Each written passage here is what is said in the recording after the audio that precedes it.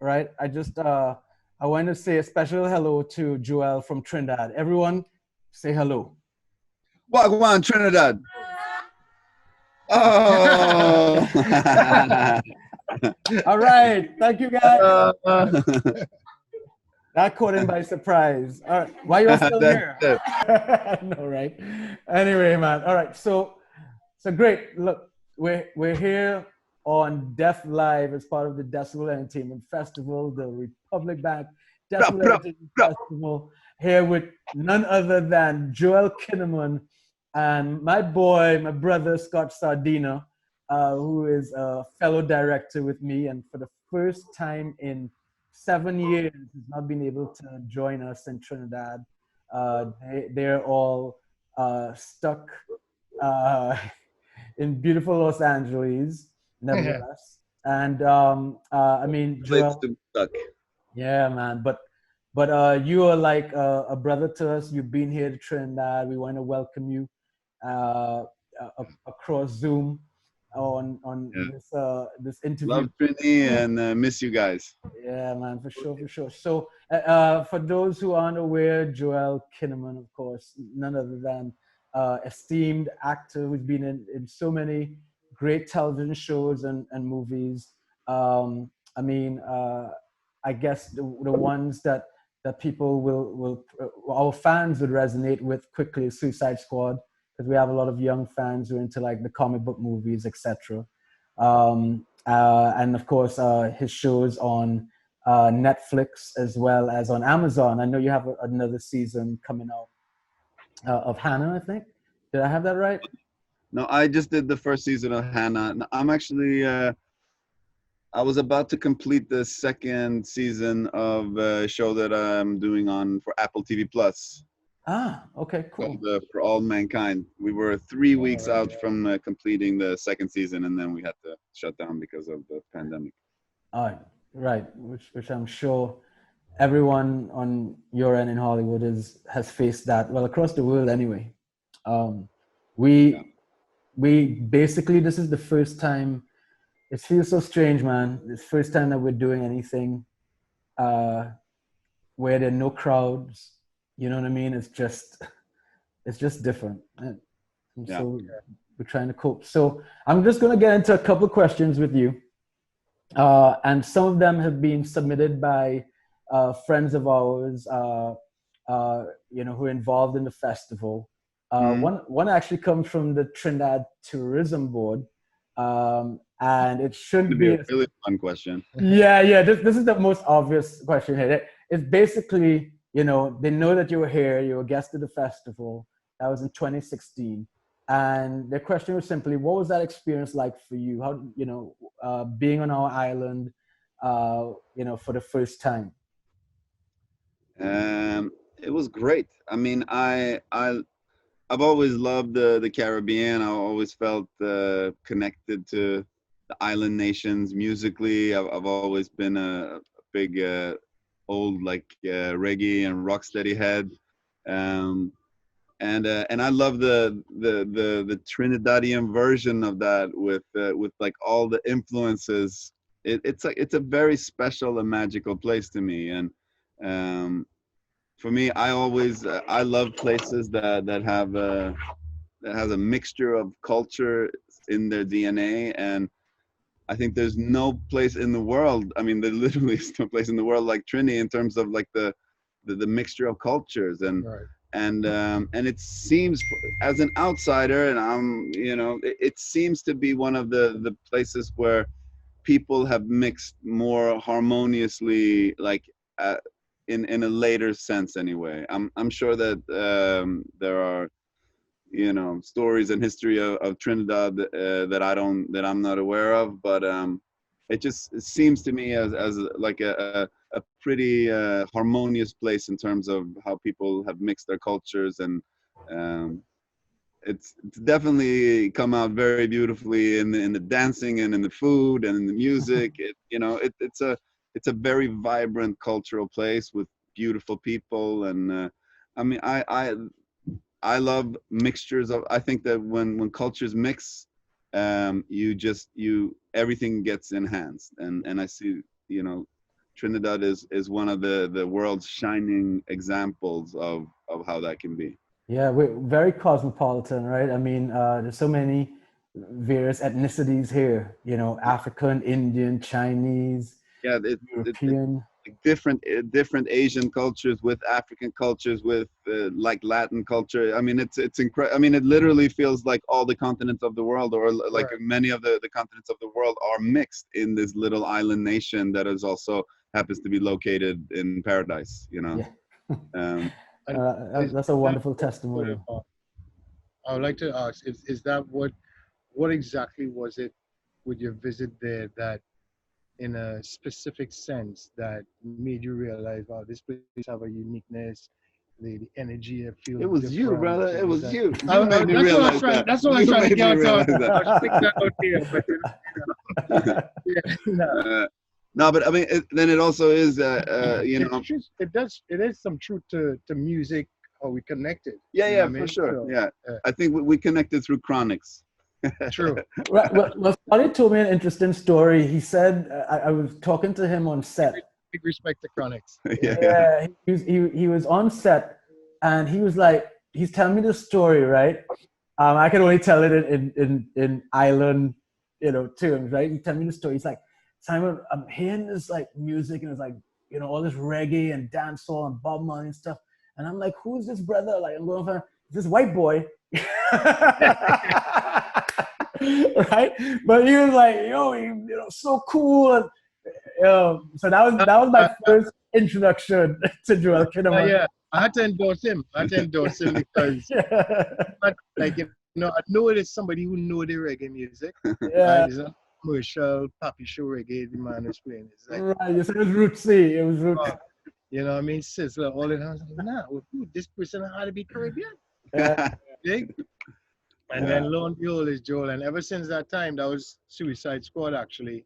Yeah, that was real. That was a, I mean, sometimes you really connect through music, you know. That's yeah. For me, Scott, it was definitely like that.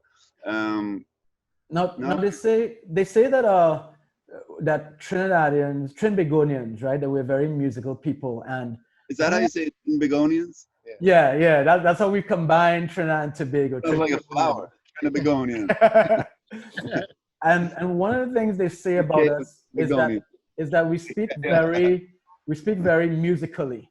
So my question to you is, do you, as an actor, right, and sometimes having to either learn or master different accents, I guess, I mean, do you recognize that in the way that we speak? Is it something like you've noticed about our accent and flow? Is it something that you could do if you tried? Probably not. No. I could say like a line or two, but I would have to work on it, you know. Like coach. I'll be, you know, when I see Scotty, I'll be like, you know, well, go on, fire man. Oh my God. Yeah. No. But yeah, we've heard that a lot. Let me get into the movie side for our fans. We have a couple of questions here. I'm going to start with the fact that you have a lot of fans, and one of them wanted to know, what's the weirdest thing a fan has ever done for you? Okay, I think I got something actually. Like when I was in Sao Paulo in Brazil, we were doing we're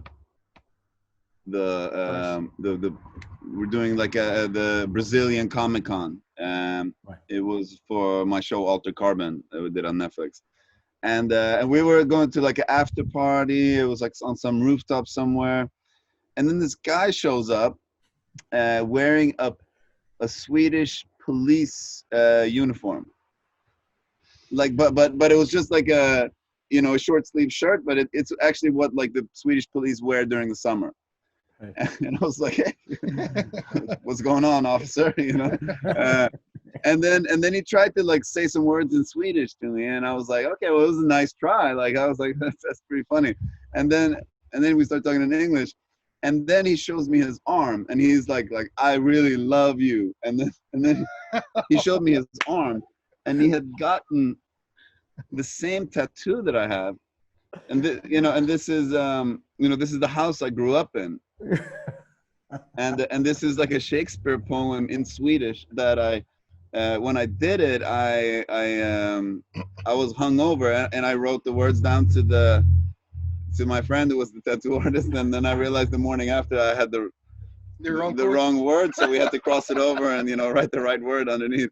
Um, and he had but it was like a weak version of it, because he'd just take it off of a photo, and then he'd ask the tattoo artist to do exactly the same tattoo on his arm.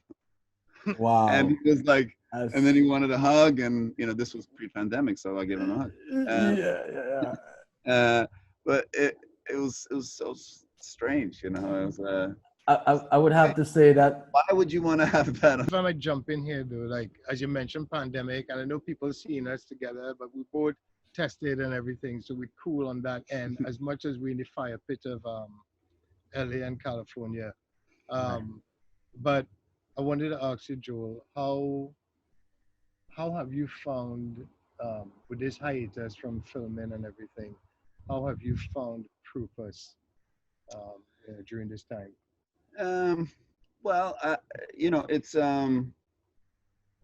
at first I think I spent a lot of energy making sure that my family in Sweden, my parents, and everyone was like set up in a situation where they would be safe, and also trying to figure out how dangerous this thing was going to be, and for us personally, and how much we needed to protect ourselves from it. And hey, Zoe, come here. And then I think as time went on, and we sort of settled into this semi-isolated life.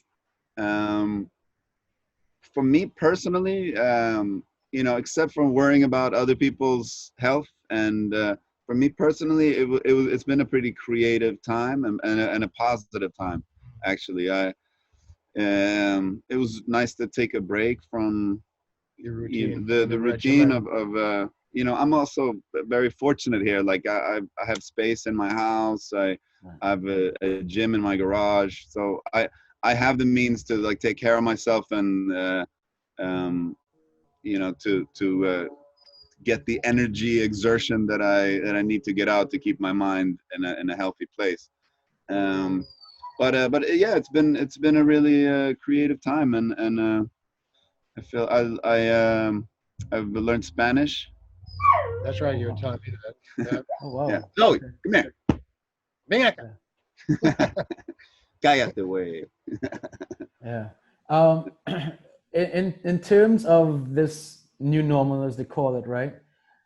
Do you see yourself getting, now that you've had time to reflect, maybe shifting your focus somewhat, getting involved more, let's say in more of like independent films, maybe even kind of going down that road of doing things differently, or would you just kind of like, all right, well, it's just back to the grind? Like, have you had time to kind of figure out? Like an independent film, that's not it's not a I'm always involved in those kind of I'm always involved in projects, and some of them are in studio, some of them are independent. It's just a financing model in a sense. Right. But what I am in the process of doing is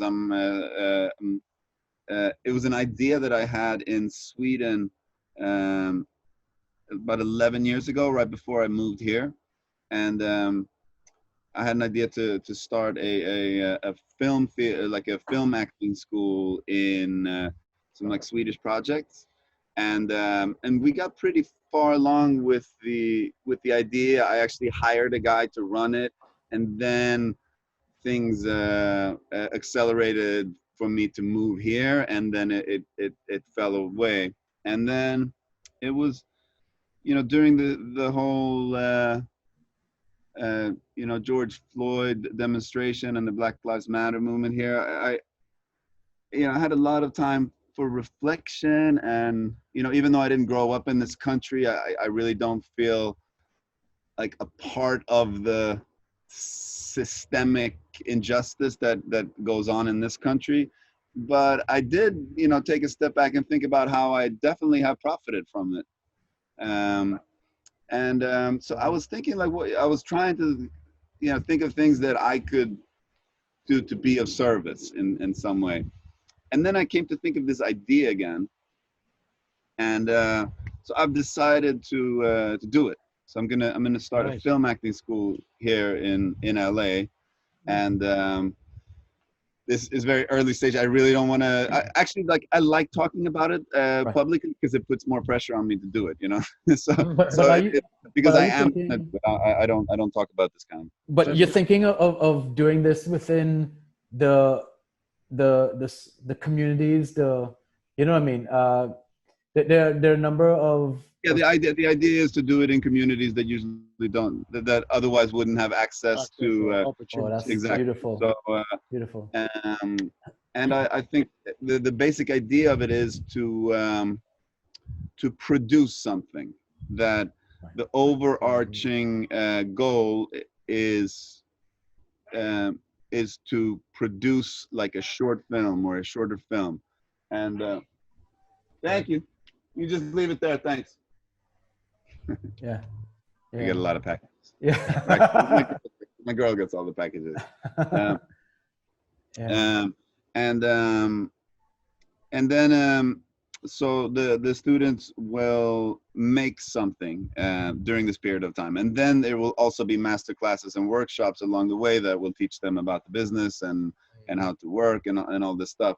But at the end of it, they will have produced a piece of professional culture.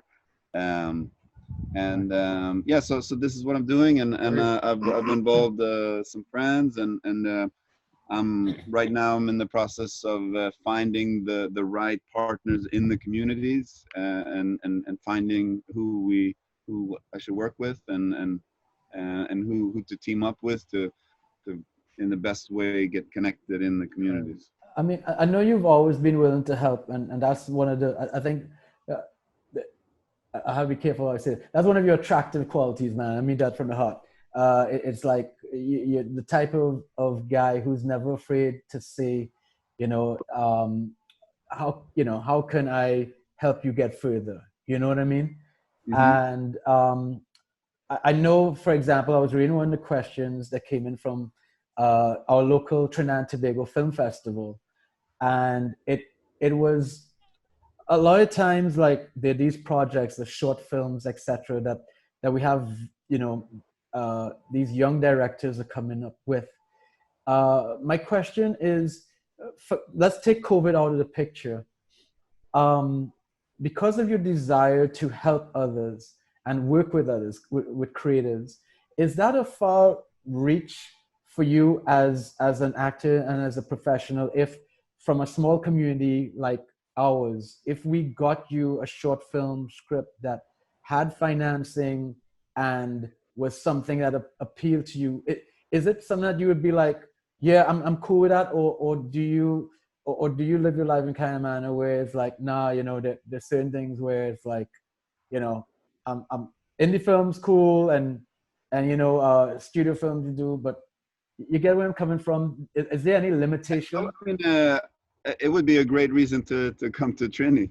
uh, True. so if you guys are working to build up your local filmmakers, and I mean, I think it's so important for all communities to train our cultural voices to tell the stories of each of ours particular culture. It I That's what I've chosen to do with my life, and I never expected my life to end up in this way, and I feel incredibly fortunate. So I'm always looking for opportunities and ways where I can sort of give back in some way, or share some thoughts that I have that someone might or might not find helpful. But if you guys are doing that, I would love to come and help out, in any way I can. So Contribute. That's yeah. great. That's great. Um, I mean, I don't want to take up any more of your time. I mean, I know that you've been great that you've been on this long to begin with us. I guess what I will ask, and I'll let Scotty have the last question. My last question is for the fans. They there are a lot of there's a lot of curiosity around this Suicide Squad movie that you did because, James Gunn, and his resume with Guardians of the Galaxy, etc. Is there anything that you could possibly reveal at all without getting into any trouble about this version of Suicide Squad? Because we loved you in the first one anyway, but want to know what this Probably my biggest weakness. Like I'm really bad at keeping secrets. So any press tour, like, I'm a huge liability. Right. Like, when we did the first one, Will was always like, "Okay, Joel, just how about you don't tell them the ending on this interview?" Yeah, don't release. Yeah. Get all excited. Yeah. Well, actually, no, it was an incredible experience. Like James Gunn is, he's a master. He's a master at this, and he has an incredible handle on this genre. And I felt like it was the first comedy that I did. It's a very, very funny movie. When I read the script, like every page is funny. Wow. And when we shot the movie, I mean, he really knows how to bring it out. So to me, that was a big challenge for me personally, because I've never had to say lines that are supposed to make people laugh. That's just sometimes things that I do in films end up being funny, but it's not the intention of the scene. It's like a good result, an unexpected result or something. So I told James early on, like, just don't be don't pussyfoot around me. Just don't have any teach me yeah. Teach me how to do this. And so I had to work really hard, but I think it turned out really good. And yeah, I can't wait for people to see this film. It's so good. It's so good. It really takes everything to another level. Right. So sort of as Simon mentioned in closing, and piggybacking on your answer just now, what would you say has been the most valuable lesson learned as an actor since you've been in this industry and chosen this career path? Ooh, big question. Ending with a big question. I don't know. I don't know if there's one particular. It's as an actor, I think it's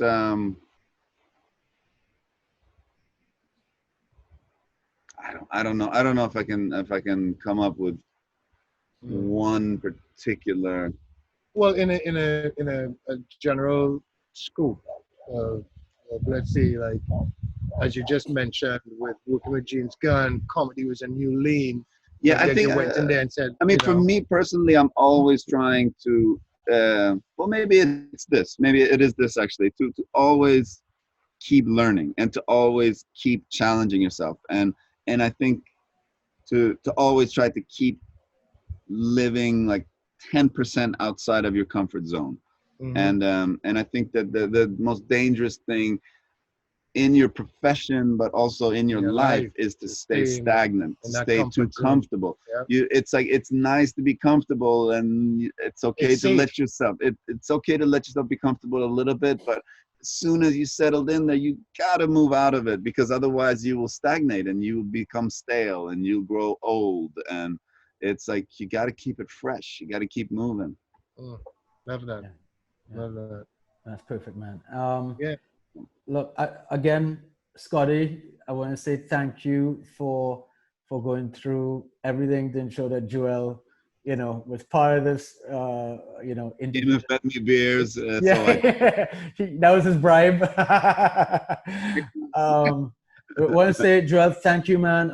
We're huge fans. Have a lot of love for you. Really looking forward to seeing you come back to the this all is over.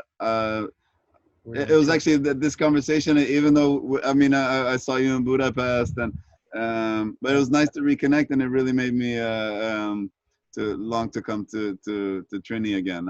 It's really a place I